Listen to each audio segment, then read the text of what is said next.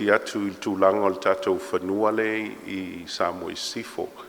O lea ua iei le whamoe moe o review e lo ia mātou ia whapea foil nai tu ia le agreement e lisi mai iei le whanua le I Taumesina I SAMOAS sifo mo le malo o American Samoa.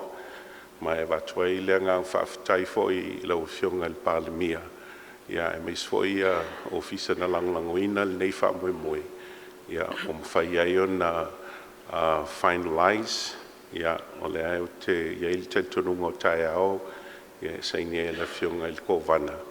Ia le tātou lisi lea I Taumesina. Pein silfiana iei le lisi na whai a vele.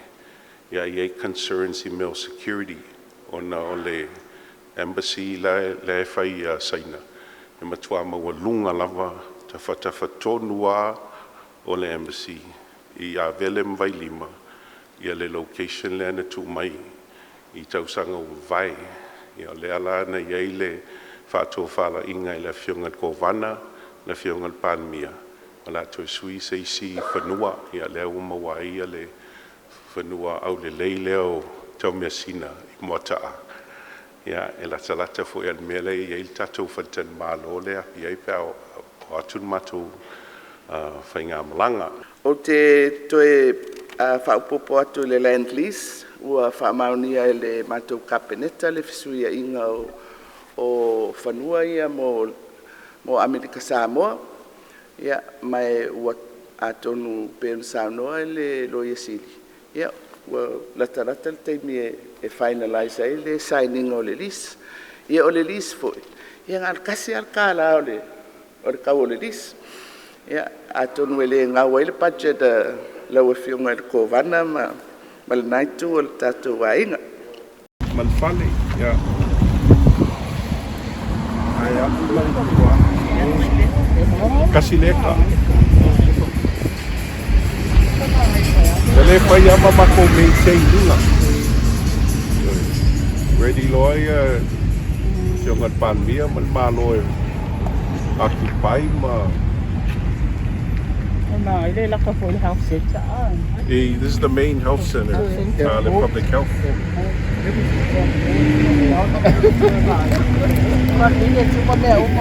O ngā lai kua o iaku Kingdom of Tonga lea ngā amen la ko hui.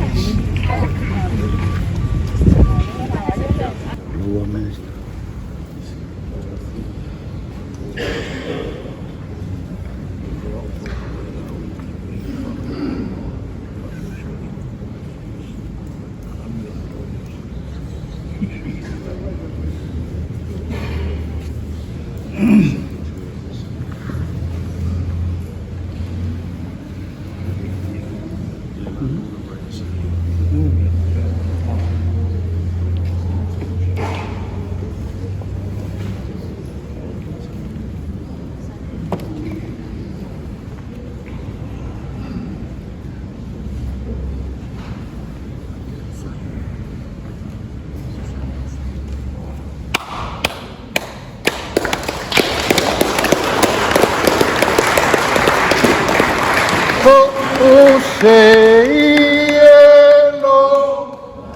le auno le Moata'a